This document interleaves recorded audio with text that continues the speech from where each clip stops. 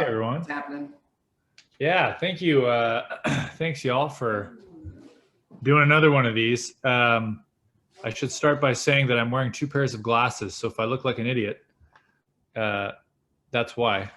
One of them is a blue light pair of glasses because apparently my glasses don't have blue light blockers in them. And we all spend a lot of time on the computer these days, so thought I'd just get that out of the way so you don't think I'm insane.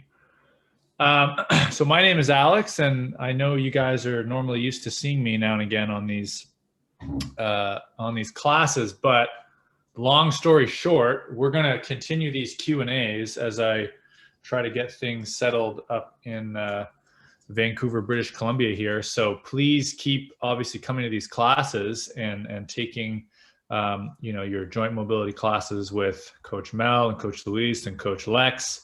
And then, of course, hopefully these continue to be of value. And if you could stick around for them, great. And if you can't, they will be uploaded to your, what do you call it, Mel? The mobility blog?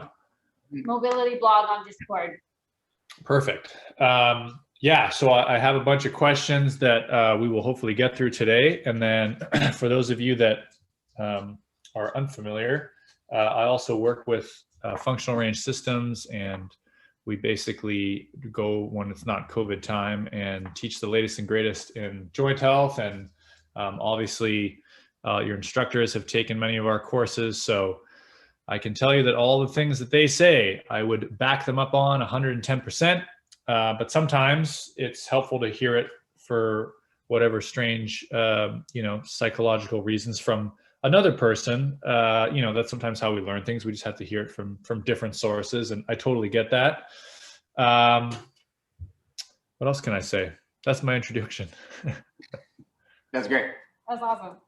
Should we do it? Is everyone ready? I got okay. So I got notes in my background here. So I'll start. Yeah. Just before you start, Varun sent a really cool thing in the chat how these classes have been helping his hips. So thank you, Alex. And that was awesome from Varun. Varun says thank you. His hips. Oh, there it is. I see it. Awesome. And I also have these other questions that were submitted in. So let's dig in. So I have 1, 2, 3, 4, 5. I got 6 that I'm going to get through, and then of course if we have any other ones, we can add those on. So let's go ahead and start with the first one.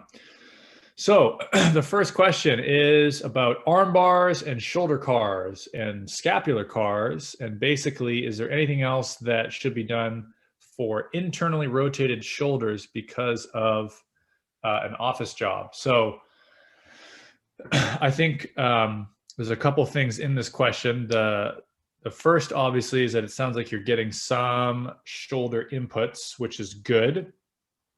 It's good to remember that arm bars are a little bit different than shoulder cars, are a little bit different than scapular cars. So I would first, basically, it's always good to figure out where you came up with your idea that your shoulder was internally rotated. So is that something that you thought or figured out, or did somebody assess you and tell you that? So it's good to know if you're making either an assumption about the state of a joint, or if that's actually what's going on with your joint. Because as I'm reading that, you're stuck in internal rotation, or maybe that means that you don't have internal rotation. In any case, oftentimes, and I see you're chatting live, so this is good. Yeah, you Googled it. So yeah, it's good to know that if you want a specific assessment, it's really good to just have somebody do that. I believe all 3 of you have done FRA. Yeah, Coach Mel, yeah, Coach Luis and Coach Lex. So that's the best way to just get objective information if you really want to know what's going on with the joint. But to answer your question, yes, doing scapular cars and doing shoulder cars are going to be good in general for your shoulder. And this is going to kind of lead us into the second question in a minute. Obviously, arm bars are a little bit of a different technique and involve load, but also involve some rotation. So it's good to know that anything that you do that is going to be cars related or like loaded kettlebell movements is not necessarily going to give you more access to more shoulder space. And that's where we have to remember that cars are a great way to maintain and help to dissociate, let's say, neighboring joints, but they're not in and of themselves going to be enough to improve the health and let's say range of motion of a joint.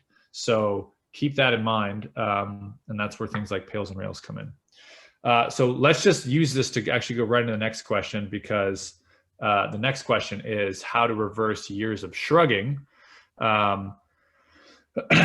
particularly people that feel like their shoulder blades are permanently shrugged. And so the way to compensate is that they try to keep their shoulders in their back pockets. But then as the question goes, they find that they fatigue. And basically, how does this all relate to posture with the shoulder blades? So one of the good things to know right off the bat about posture in general is that it would be uncomfortable if you held your shoulder blades in any position for a long period of time. So if you pinch them and you held them like that, or you punch them forward and held them like that. And what I'm getting at is that posture should be a dynamic and changing. The best posture, rather, is a dynamic and changing posture. So you're not necessarily going to reverse a tendency to shrug by just doing the opposite and then holding your shoulder blades in that position. If you think about what you'll end up doing in a lot of ways, you're just going to train yourself to just always keep your shoulder blades locked in that position. And that's going to have its own problems. Just like if you feel like you're up here all the time, that's going to have its own problems. So what we really want with scapula is we want to have degrees of freedom through all of the ranges of motion that a scapula goes in. And if you don't know what those ranges of motion are, you can use your kneecap, which is actually a great way to kind of compare and contrast. Your kneecap is a free-floating sesamoid bone, and it's in a connective tissue kind of milieu, and you should be able to move it in all degrees of freedom. And that's basically what you should also be able to do with your scapula. So for sitting for long periods of time really isn't good for any joint. But just so that we're clear that hammering anti-shrug and hammering this sort of retracted and depressed position of the scapula is not necessarily the solution to basically sitting in the shrug position. You want to have good fluid motion through the scapula. So the other thing that will often happen, whether it's like habitual that you're here too, is that you will also develop a lot of or you can develop like a lot of neurological engagement, because you're kind of, in a sense, just holding this position all day. Or for some people, if they've had spasms and stuff like that, they will often stay locked in whatever position. So it's good to know that you're not necessarily going to train your way out of that by just focusing on holding your shoulder blades in the opposite position, if that makes sense. And that also gets into one of the other questions. So these all kind of relate, which was, what is my favorite chair for sitting? I don't have a favorite office chair, because I honestly, and I don't have, I'm going to say I'm 95% confident. I'll say 97. I don't really think it matters at all. I think you can spend $50 on a cheap chair, or you could spend $500 on an ergonomic chair. But the reality is that, again, whatever position you're going to sit in all day, it doesn't matter. It's not going to be comfortable. So like the exact two positions that Luis and Melissa are in now, if they just held that for 8 hours, it just wouldn't be like, it doesn't matter, right? You can literally pick any position and it's not going to be comfortable. And so one of the better ways, if you can, especially right now, I say get rid of the chair and sit on the floor, and the firmness of the floor will force you to change positions more often. So that's like my simple advice to people working from home.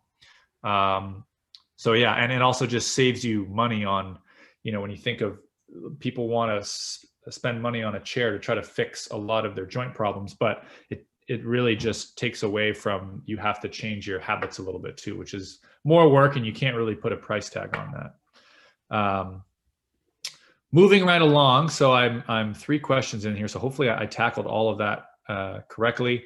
And that kind of leads me into one of the coaches' questions that kind of tied into these, which is basically to discuss a little bit about the benefits of cars and why we do cars and kind of what those are all about. And the basic sort of simple answer to that is that just like anything you do from a training standpoint, and I'm guilty of this too, there are days where you will have better sets of cars and there are days where you will have sloppier sets of cars. And that a lot of that has to do with your intention when you're training. So cars is something that is never going to stop in an ideal world until you're dead. You want to think of that as that's now your practice that you're going to do no matter what.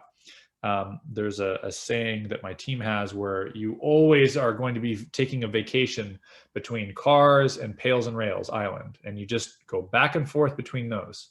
Cars, Pails and Rails, cars. And that never stops. And the reason is that if you think very logically or sort of simply, how do you keep the health of a joint? Well, you have to move it. But moving it is not a very specific answer. So we say you have to move it specifically. So how would you move it specifically? And that's where we show people how to do cars and how to do cars well. And to understand that if a joint doesn't get, if you know a little bit about anatomy, and you know that it doesn't get a lot of blood flow, for example, like your knee joint, there's not a lot of blood flow that goes to that area, or it just has a lower blood supply. One of the ways that we imbibe nutrition or fluid there, and if you don't know that word, you can look it up, but it basically has to do with the diffusion and absorption of pushing fluid through a specific movement that sort of acts like a what we would call like a transsynovial pump. And synovial fluid is where all of the nutrition and all of the good anti-inflammatory qualities and sort of the lubrication for your joints comes from. So when you do a car, you are rinsing that joint in all of that good, we can call it stuff, or all of that good fluid. And that is one of the many benefits. Other than that, you also get the representation in your brain. And that is, again, not something that is a template that you are born into the world with. So you have very rough sketches, but if you think about it, your brain is this sequestered thing in your skull, and it only gets information through movement. So until I move something, it doesn't have any idea about the parts that are responsible for that movement. That's why when you do a complex movement like a squat, your body will try to do it when you repeat it, for example, depending on the space that you have along all the parts that are involved in a squat, your body will default to try to accomplish that task in as many sort of micro variable ways as possible. That is to say that it's going to try not to use the exact same ranges of motion and tissue with very small adjustments that you wouldn't necessarily see with the naked eye. And we know that from neuroimaging studies. So that tells us that your body is trying to move and accomplish movement-oriented tasks as variable as it can. However, when we don't have good tissue quality or good joint health, that ability to do things in a variety of ways is going to get funneled into a smaller and smaller and smaller workspace. And now you think of somebody who never works on their joints and does overhead snatches again and again and again and again, and they're basically just exhausting the same ranges of motion and the same lines of tissue. And we already know from a sort of histological senescence standpoint, which is the breakdown of tissue with aging, that's going to happen anyway. But now you can think of that as adding insult to injury or accelerating that process, because we're not exploring and loading other small pockets of that joint or those tissues, to use that example, in that overhead squat. So all that is to say, cars are how we maintain the health of your joints.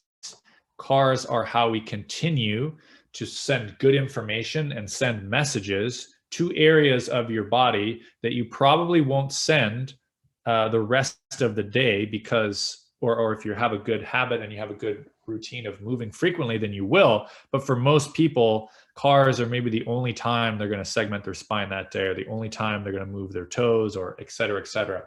And because the body is very expensive from a resource standpoint, very simple example is if you cast up your arm, what happens after 6 weeks? All that tissue goes away. So that's a very simple example of that's expensive stuff that's not moving. So the body just takes it away and atrophies.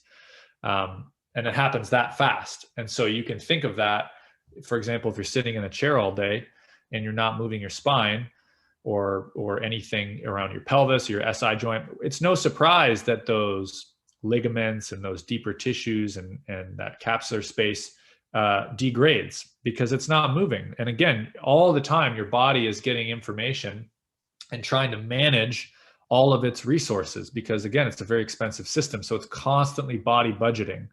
And that's why when we don't move something, we lose it, to simplify. So hopefully that gives you a good argument for cars. I could go on about that for a little while, but let's move along, and I'm going to get to 1, 2, 3, 4, 5. So this has to do with the neck. We had a class that had some neck isometrics, which were really good. Is that class archived? And can you steer me to the right place to do it again? Yes. So neck stuff is something that I would like to do more of, and I would like to actually, I will hopefully get around to filming some more recorded classes on the neck. We do spend a lot of time on the hips and the shoulders and the spine. And typically when we spend time on the spine, we work on things like the lumbar spine and sometimes the thoracic spine, but 100% your neck is made of all the same stuff. And so it does respond to all the same inputs. So a lot of what we were doing in that class was we were just learning how to boa stretch in tissues of the neck. And then we were learning how to slowly start to do some positional isometrics. Now, normally I like to teach people positional isometrics with the neck to start because A, it's a sensitive area, and B, we can start to learn how to feel where those tissues are that we want to contract or we want to funnel that information, that load to. And then B, we can start to work on creating more specific, let's say, segmented motion in the neck. So in that class, if I remember correctly, we did a lot more positional isometrics just to get you to feel the stuff in your neck, which you probably haven't felt in a long time. But just know from a very simple standpoint, any principle that we've applied for the most part in these classes thus far, particularly around hips and shoulders and such, with our progressive and regressive angular isometric loads, you can apply to the neck. The one thing I will say is that the fundamental motion of the neck is not going to be rotation. It's going to be flexion and extension. And so I would keep that in mind if you were training your neck. But maybe one of the coaches will throw a neck class or a neck series on there. I know that's something that I would like to work on and have basically release next, because again, especially with this year, a lot of people are spending time at the computer. And I think if you've ever had a problem in your neck, you know that it's just as uncomfortable as having, let's say, like a low back problem. So but keep that in mind. All the principles that we do in class, you can use on your neck. Okay. Moving along to our fifth question here. This is about somebody who has issues with their right knee. It is mostly better, but I cannot bend it to sit all the way down. What can I do to regain that movement? Did I say right knee or right toe? I think it's right knee, but in case it's right toe, guess what? Right knee. Right knee. So if your right knee is not bending, obviously you want to look at, so if you think about what allows the knee to bend, it's going to be a lot of tissue on the anterior side of the thigh. At the same time, you have a lot of like deep capsular stuff in the knee that can also limit that from bending. So for example, people that sometimes have knee injuries, like if they've had like an ACL tear, and you may have like buildup of fluid or an edema, and that in itself can be uncomfortable and prevent full flexion of the knee. So you definitely want to, if you haven't already, play around with pails and rails, trying to increase knee flexion. But the other thing that is often lost in knee injuries is going to be rotation of the tibia. So a lot of people do not have adequate internal rotation of the tibia, which is the tibia would be going this way for internal rotation, and that way would be external rotation. And that's going to help also allow for more flexion. So I would definitely look at those two qualities. But again, oftentimes it's just a matter of how have you been using inputs to influence that knee. And if you have gotten some progress and then hit a plateau, where is let's say that plateau happening, and can we change something with the position, the load, the intensity, the specifics of how you've been training that knee? Because with this kind of question in mind, I think it's often it takes a lot longer to change something than people think, depending on the inputs that they're doing. For example, if you have a hip problem, or let's just use a knee. If you have a knee problem, doing a couple sets of pails and rails throughout the week is great, and it's a good start. But it really helps, and this is something that I try to tell my clients: if you have the way that you approach a focus when you have a strength goal, because everybody knows when they're focusing on deadlift, and I want to PR my deadlift, all resources get pooled to that. And everybody seems to do a good job of, or whatever it is, pressing goal, of taking all their attention and their focus and working on deadlift mechanics, load, working on the let's say their joints or tissues that need to absorb more load or dissipate more load so they can lift more weight. A lot of that has to do with volume and intensity. But from a joint standpoint, there's literally no difference. We just have to scale it down to a knee joint. But that same singular focus, I really encourage people to take when they have a joint problem, because it's in my opinion, and I think a lot of other people would agree, the constraint of not being able to do something that you want to do, or the constraint of having a joint problem, is exactly where your attention should be.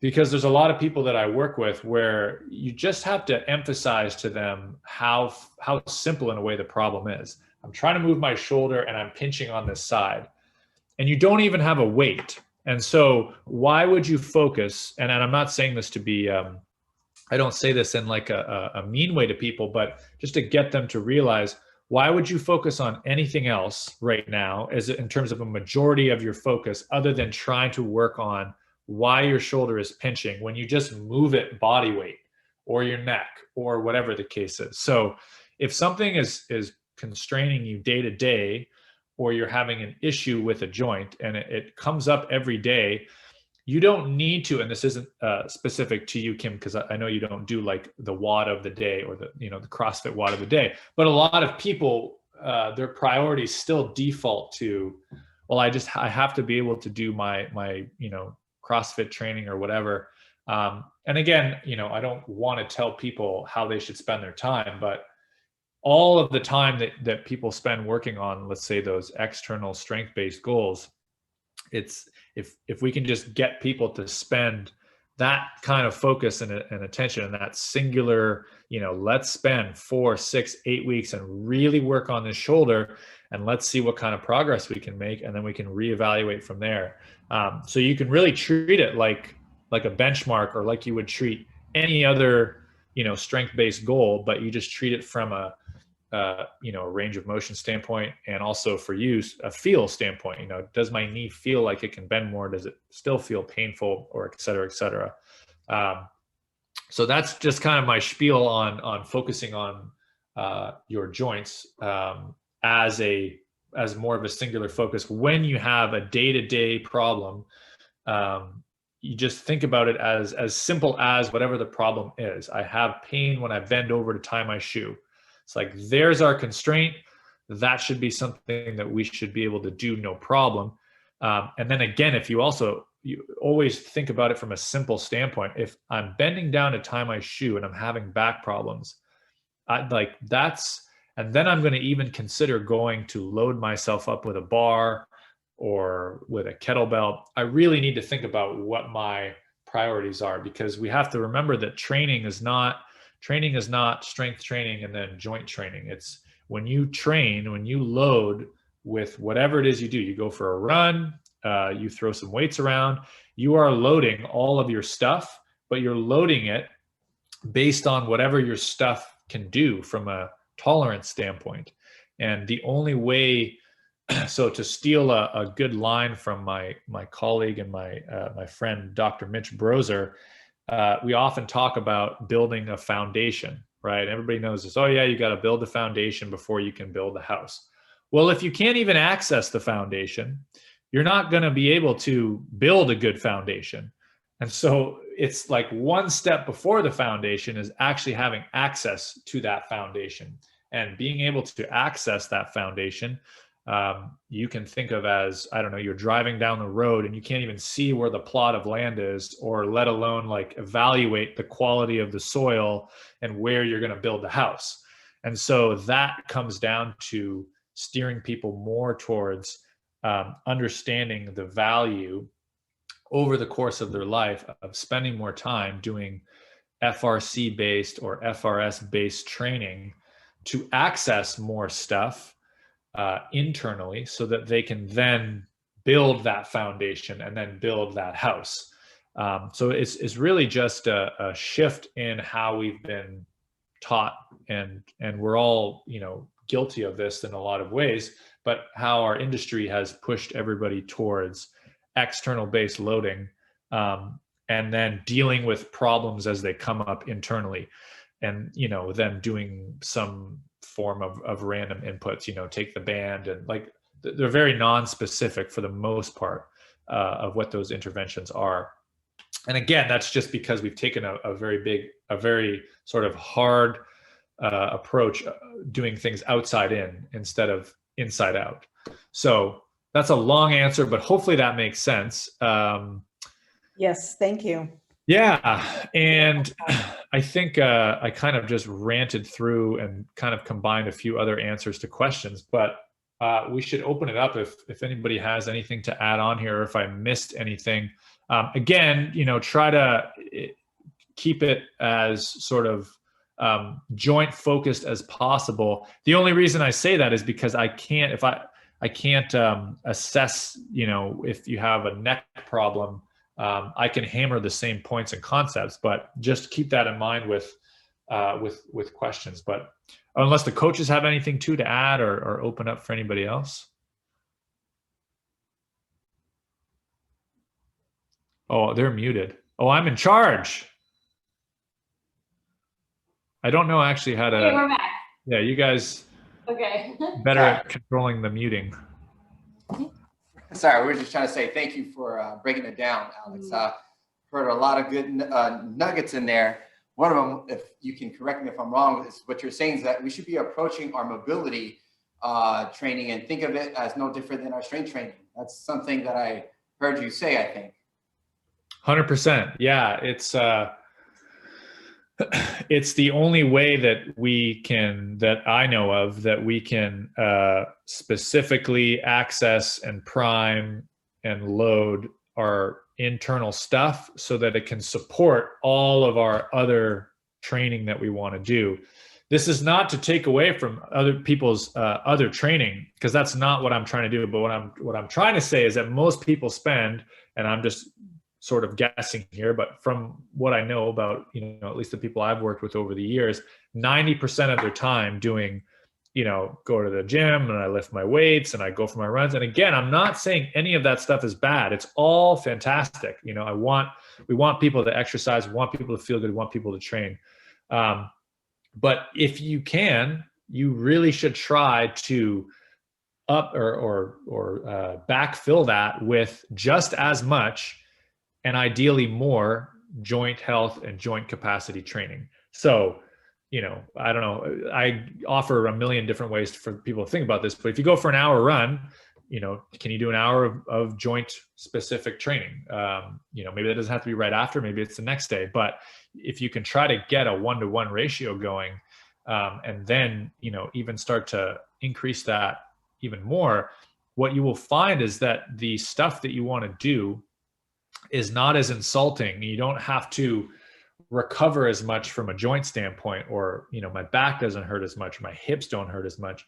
Because again, if we go back to that simple analogy or example that I had earlier, if you move your shoulder and every time there's a pinch, like there's your constraint right there. And why do we need to work on anything else other than getting that shoulder to feel awesome, so that eventually you can do whatever you want. You want to press with it, you want to pull with it. But again, that also just depends on how much are you training, what kind of training are you doing, and then how are you backfilling that training with joint specific stuff. So like a simple example to tag on here, I have been doing a lot of running lately.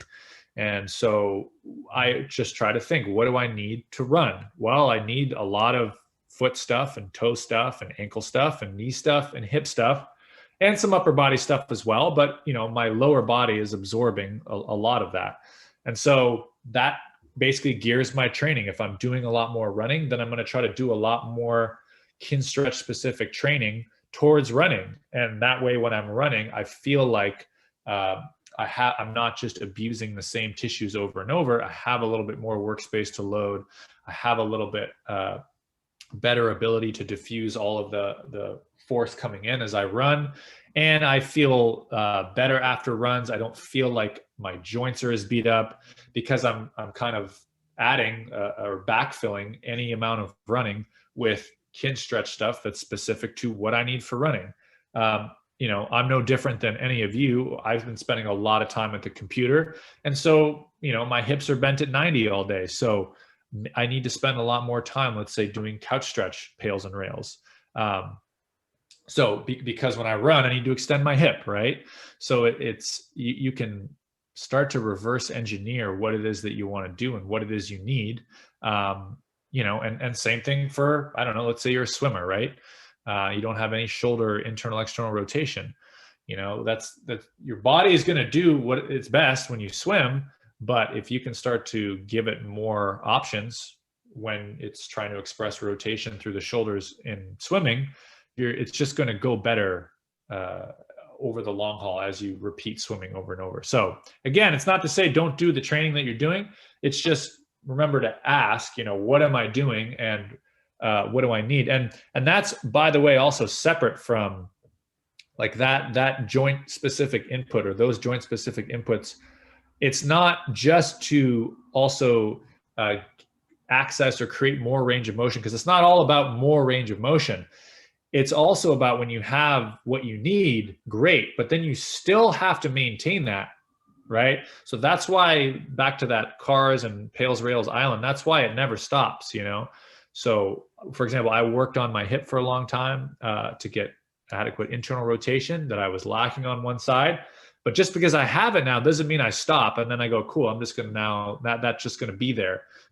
Right? Just like if you hit a max effort deadlift and you deadlifted 400 pounds, you can't just walk away for 2 years and go, yeah, 2 years ago I deadlifted 400 pounds. It doesn't mean 2 years later you're going to deadlift 400 pounds, because that tissue hasn't had, why would it maintain the ability to do that if you've never repeated that? If you know what I'm saying? So hopefully that makes sense. I'm kind of saying the same thing, but any other comments or anything? I just wanted to highlight also, I really appreciated what you were saying earlier about your favorite office chair. That's something that we hear a lot of, or a lot of questions around. Okay, well, I spend a lot of time in one position. What's the best way to counter that?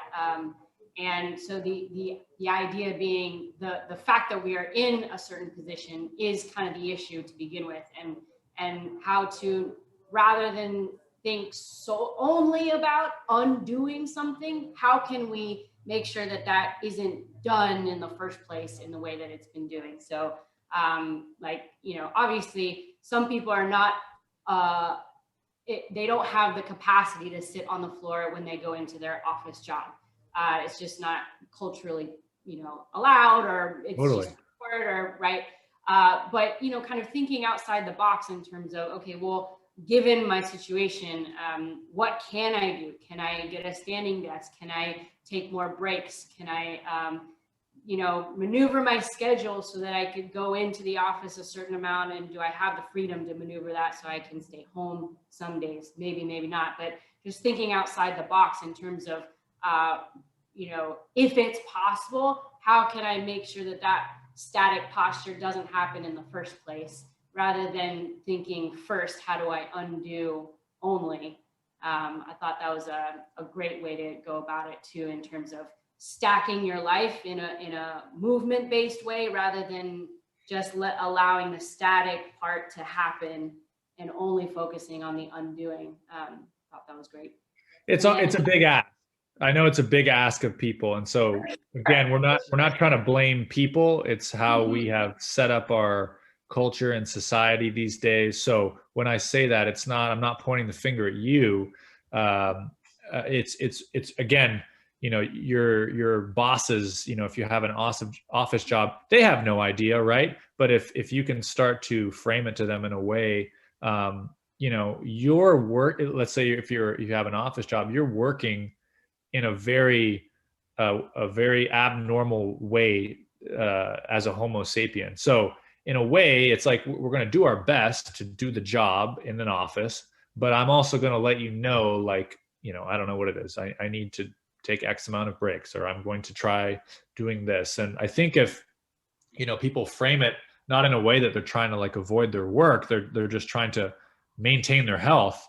I think that's something, to encourage. And, I'll even go so far as to say that I have a client who has, he's in charge of a lot of people at a company, and he is very, very, very encouraging of having people move more throughout the day, because he does a lot of kin stretch on his own now, and he basically constantly changes position every day. So I think, people are more open to that. It's just a self-awareness thing, and it's just, again, just think of it as a constraint. You're just trying to do the best with the constraint of, working in an office. We're not saying, quit your job and, do parkour. So. Yeah, I love it. And just doing the best you can is a great message. Kim, I know you had a question. Oh, I just had a quick question. For Coach Alex, like we really have incorporated a lot of cars into into everything we do at OMP. But what are some resources to like some site to go to, or book for more isometrics or pails and rails, or you mentioned kin stretch? Like, how do we find out more about that, and so that there's some resource we go to and can incorporate that more into our lives? Well, if I'm understanding the question correctly, I think if you mean like a resource, like for reading or for a website you could go to see, I always want to, but I a lot of times forget what we've done on our Tuesday classes for pails and rolls and isometrics, and I would really love to know more about that. Yeah. So I mean, you have your coaches, which are excellent resources if you in general have questions about like why we're doing them. You can certainly hopefully, like, some people like to review classes to just practice the movements.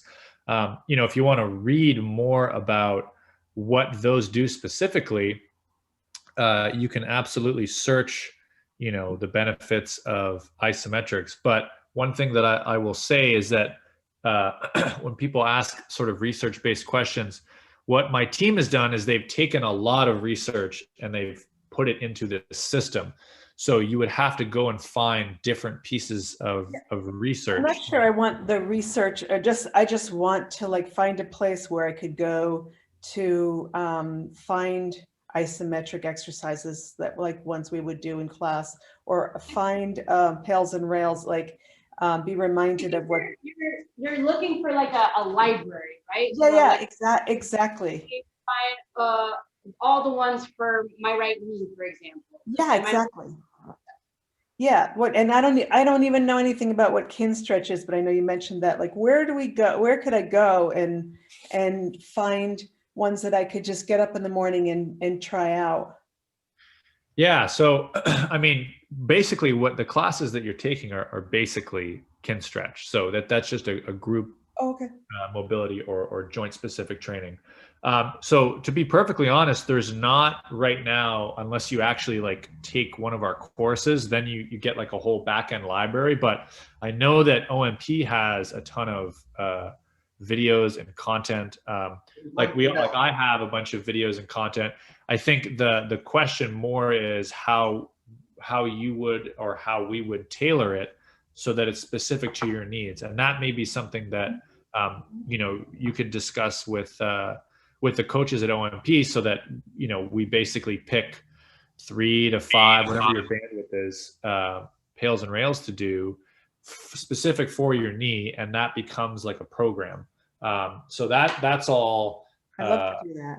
I think, yeah, like just some one-on-one programming. I think if I'm understanding the question correctly, but reading more about what all those courses are can all be through, and there's some YouTube links going up too, but what are those YouTube links? Those are to our actually our YouTube channel, Ken. Oh, there you go. There are some that we do have with Pails and Rails. Now, if there's a specific one that you're looking for or that you would want us to do, let us know, and we got you. That way we can break it down. There you go. Oh, awesome. I didn't know they were archived permanently. I thought that they just lasted a week or so. We made those and put those up specifically on our YouTube channel that anybody can access. The ones on our website are through the membership. So, but the ones on the YouTube that we just posted in the chat are free, available, no matter who you are. Oh, great. Thank you. Yeah. I think I'd take Kim's question real quick, although I think Alex may have already answered it. I was curious if there's almost like this minimal set of cars and pails and rails that you should do every day, kind of like what Simple and Sinister does for like general preparation. Although from what Alex is saying, it sounds like the answer is no. It sounds like you should get assessed and you should figure out what your specific needs are and then just hammer on them for a while and make the goals like opposed to a kind of, is that fair? 100%. Yep. Get checked out first. I hate to have to end this, but I have to run, folks. But I will quickly, say thank you for the time, and we will do another one of these on. I don't even know. Well, I'll tell you right now. Whatever the first week. Look at my calendar here. What the day is? It will be May 4th. First Tuesday of the month, I believe. Yeah, and that's May 4th. Whatever works for Alex. Yeah, whatever works for you. So we'll be back May 4th. In the meantime, keep taking class. Thank you all for your questions. Just if you think of anything, obviously just write it down and we will go over it on the next one. Thank you, OMP. I hope everybody gets, people that are on this call and then also people that end up watching it on the blog, get some value out of this. And happy Tuesday, everyone. Good to see everyone. Thank you so much for this. Thanks so much, Alex. Yes, Alex, thank you so much for helping our students and taking the time. My pleasure. All right, team. All We're going right. to sign off. Thank you, Alex. Thank you, All right, Kim. gang. Be well. Thank Catch you. you guys at the next one. Happy Tuesday, Yeah. everybody. You too.